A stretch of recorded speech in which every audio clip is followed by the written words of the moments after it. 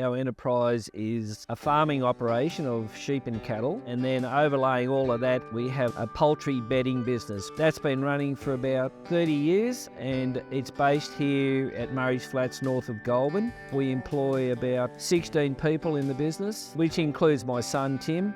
Anthony was sick in 2014 and took 12 months off work. We didn't think he would go back to work. I then got sick in 2015 and ended up taking a redundancy from TAFE.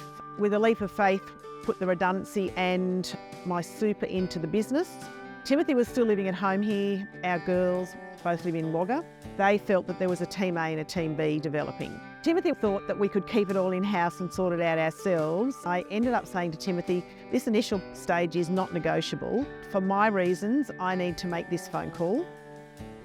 And that was about where our family was, and it was also from my family experience. Had we done things differently in my own family, my siblings and parents, some outcomes may have been a little different. I was sort of against it in the initial phase, just the expense, and takes a bit of time to be honest about it. What we've got out of it has actually turned out to be quite a good investment. I understand the system better, which is I'm more comfortable with. And I think the kids have got a lot more out of it, so they understand the system as well. I can't just make a decision like I used to. Now I have to go through this whole system, which is a lot better for everyone. Most definitely when we started the process, it was definitely about what do you have for retirement? You need X, Y, Z. We talk about things a lot more, and that's probably some of the basis of why it actually has improved. To make this thing work, it has to be quite forensic.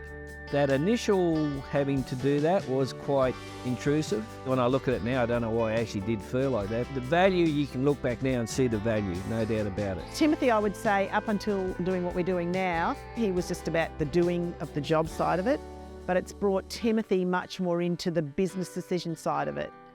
I liken this process to firming up the base of the triangle, and it sits in the same category as our accountant and our administration. Each of those people has a piece of the puzzle to offer. To tell you the truth, it's been proactive that brought us to the realisation that we have got something to success. And we never thought of that before. If you actually don't ask them, and when something happens dramatic, well, it actually all comes out that I was just told that's what it was. Now we're at a stage where that decisions that we are making now can be reviewed, look back every 12 months or every 6 months, whatever we need, so that everyone's still comfortable. This has really given us that space to talk about that for the long term, and that's been really cathartic, and it's been really wholesome, and it's been really honest.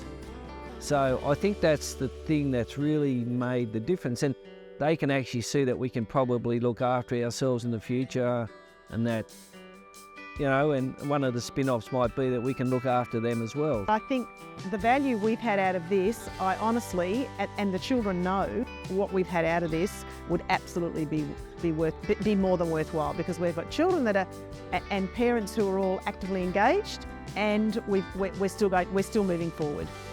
The kids can see that with our farming enterprise and this business, it's actually not a funny thing to even think that potentially it could just go indefinitely. It doesn't really matter, because really that would be a great outcome. And succession planning, without a shadow of a doubt, is going to enable that.